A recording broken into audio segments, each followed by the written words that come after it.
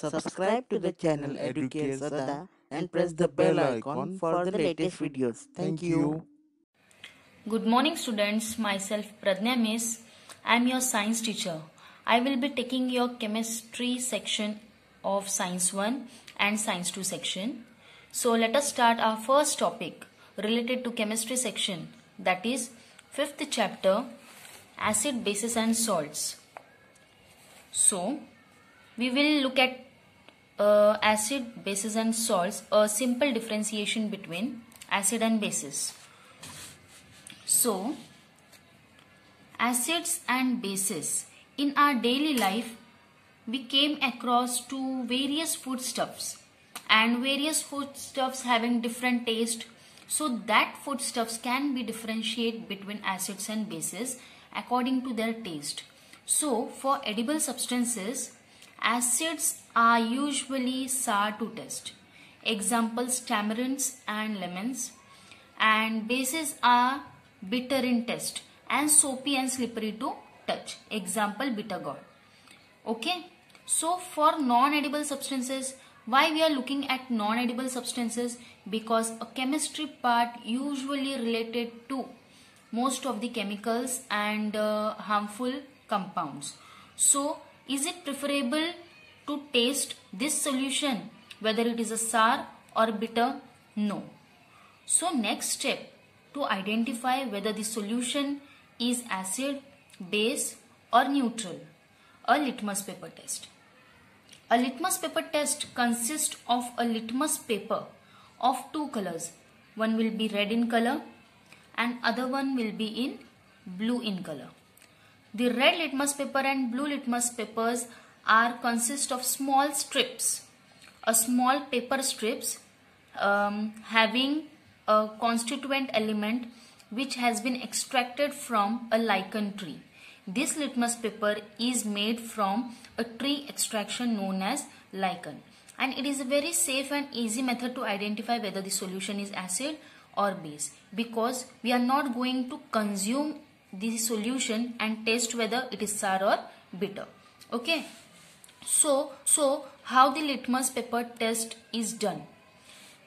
For example, I have taken one blue litmus paper strip and one red litmus paper strip, and if I dip these both litmus paper in the above solution, a colorless solution, okay, so if the result I get is red, if the result obtained always red, then the above solution is acidic in nature.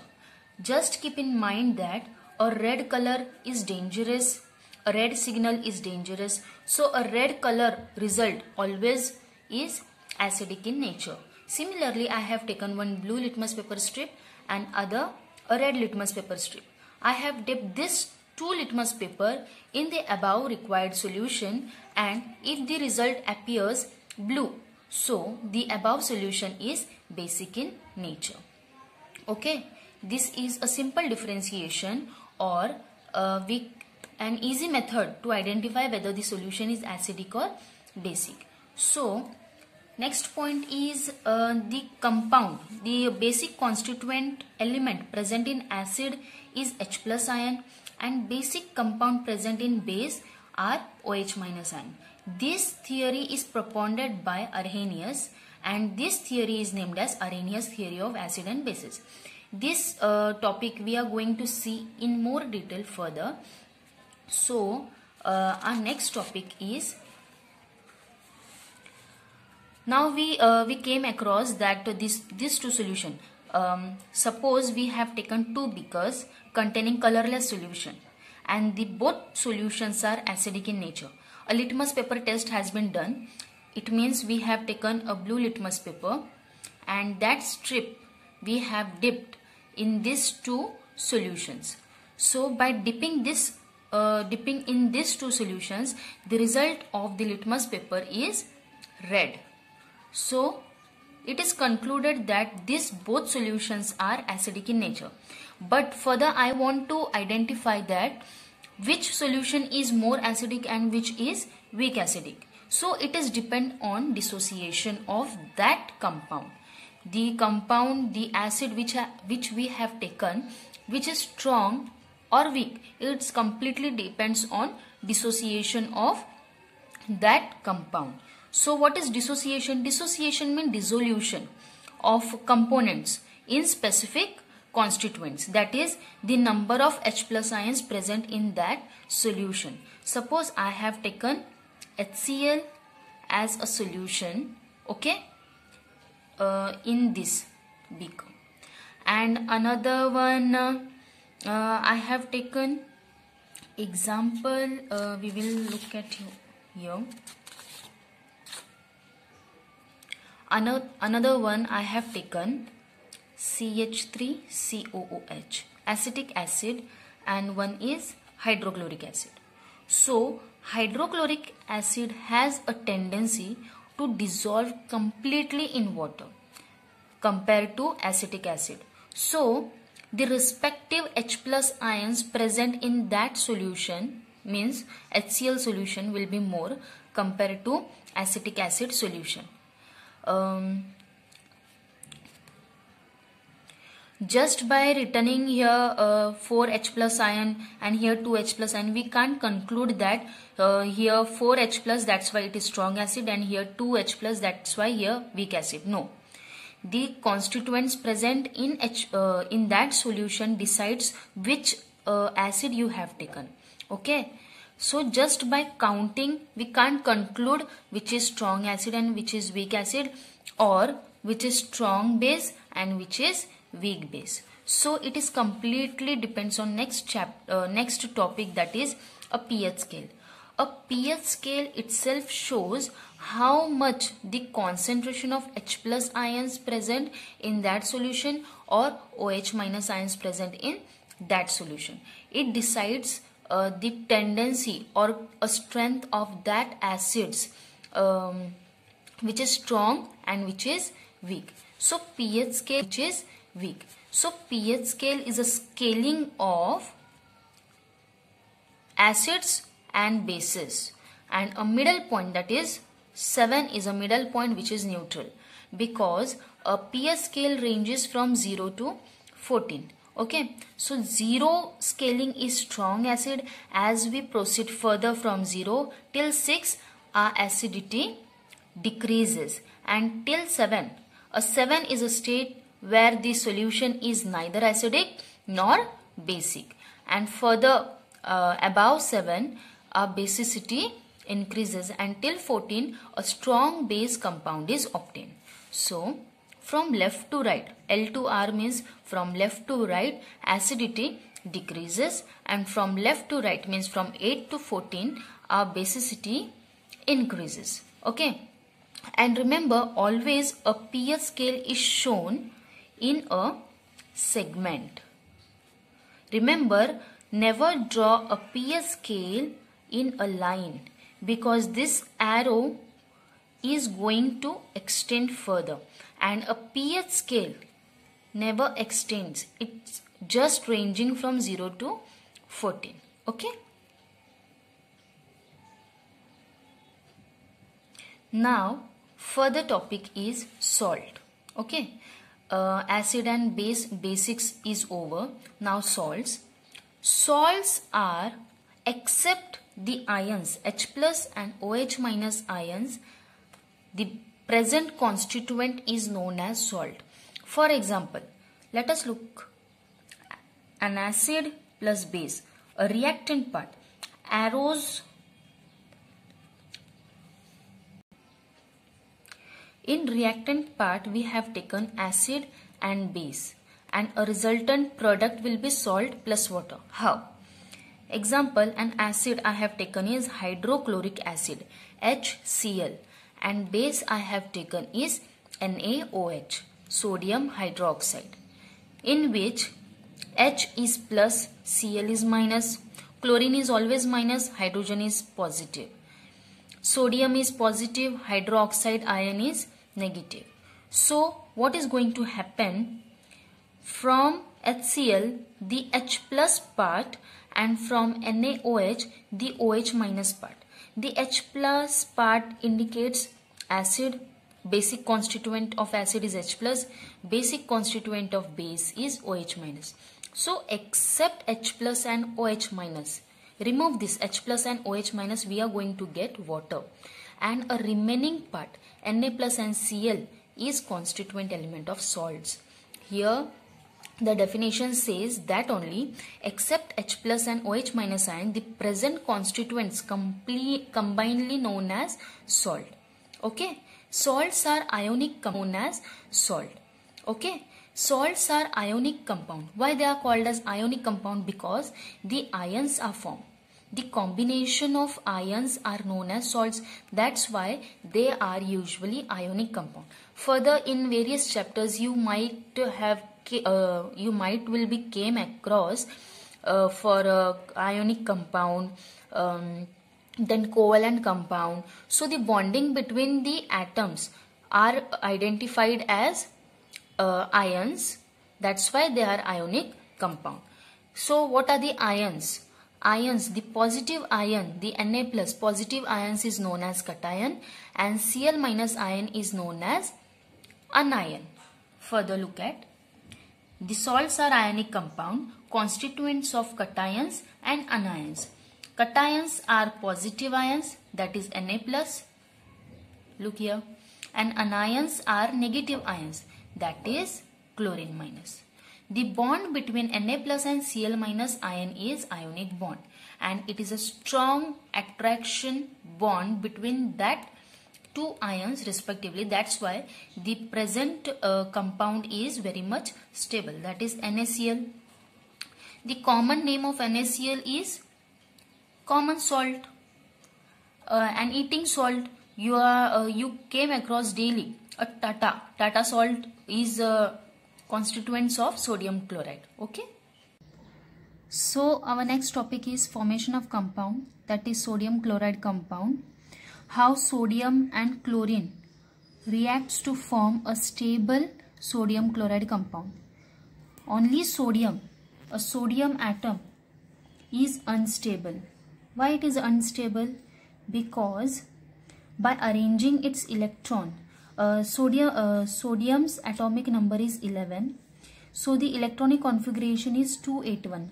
How electronic configuration has been written? Let us look over. Here is a sodium atom, a stable octet state. Stable state of orbits is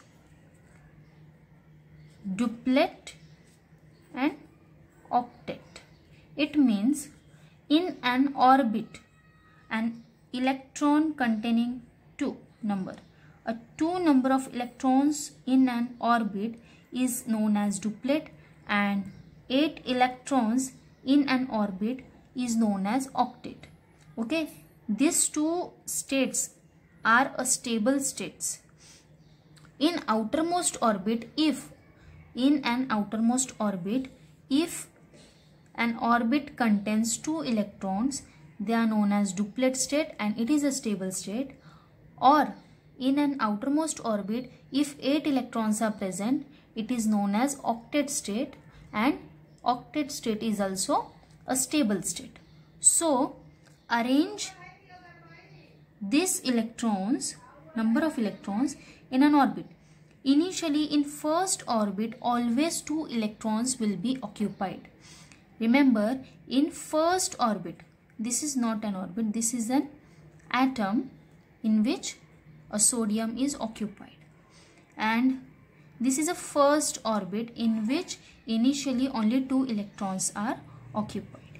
Next, in second orbit, maximum 8 electrons will be occupied. 1, 2, 3, 4, 5, 6, 7, 8. So 8 plus 2 is 10. Only 1 electron remain. So in outermost orbit, this 1 electron is present. So in outermost orbit, I said in outermost orbit, if 8 electron is present or 2 electron present, the atom or an element is stable. Is this element is stable? No. This is an unstable element. If this electron is donated, if this electron is donated by sodium atom minus 1 electron. So we get a sodium atom with first orbit 2 electron and second orbit 8 electron. So in outermost orbit here 8 electrons are present. That's why sodium ion or sodium cation is stable 2,8. Okay. Similarly in chlorine has atomic number 17. So we have to arrange these electrons in an electronic configuration way or orbital way.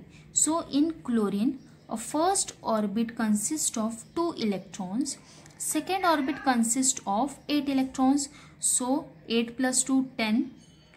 Next orbit should have remaining electrons. We have only total 17 electrons in it. So 8 plus 2, 10 electrons has been occupied. So outermost orbit should be contain 7 electrons. So 1, 2, 3, 4, 5, 6, 7. Okay. So is it possible to give this 7 electrons and to be get stable, or the outermost orbit will gain only 1 electron and will be stable?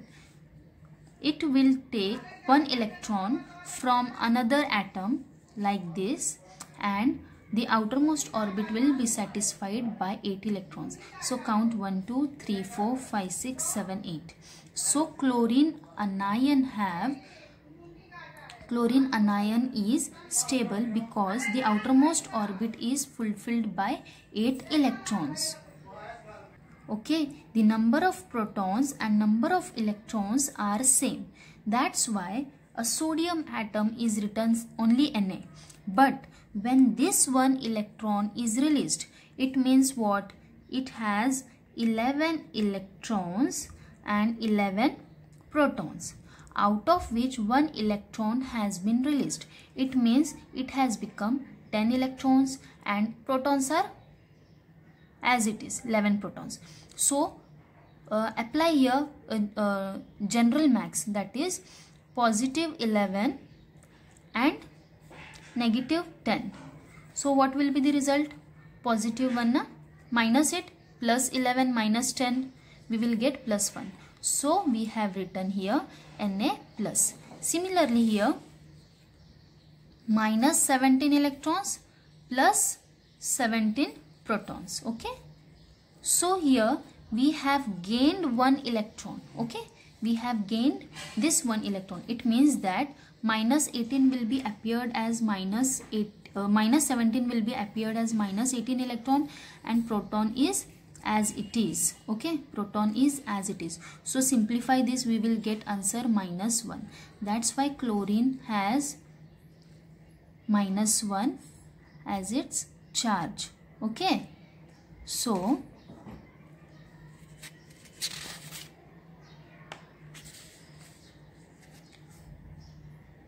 this is an electronic configuration of sodium and chlorine atom. Now look here, we have arranged it in an horizontal way to understand you nicely. That is here sodium atom. Understand you nicely. That is here sodium atom having 2, 8, 1. This 1 electron is unstable and it will donate this electron to chlorine atom, because chlorine atom is also unstable because it is having 7 electrons in its outermost orbit, isn't it? 1, 2, 3, 4, 5, 6 and 7 electrons. So he is also unstable. This sodium is also unstable. By giving 1 electron to chlorine, the sodium will become 2, 8 and this will become 2, 8, 8. Okay, this will become 2, 8 and this will become 2, 8, 8. This ion is also stable. This ion is also stable. Plus minus, this plus and this minus ions will have attraction between them and a stable NaCl compound will form, and it is also known as common salt. So till now, did you have any doubt? If you have any doubt, ask me. And you have one homework. You have to read your textbook. You have to complete this activity. Okay? And till here we have completed our today's lecture.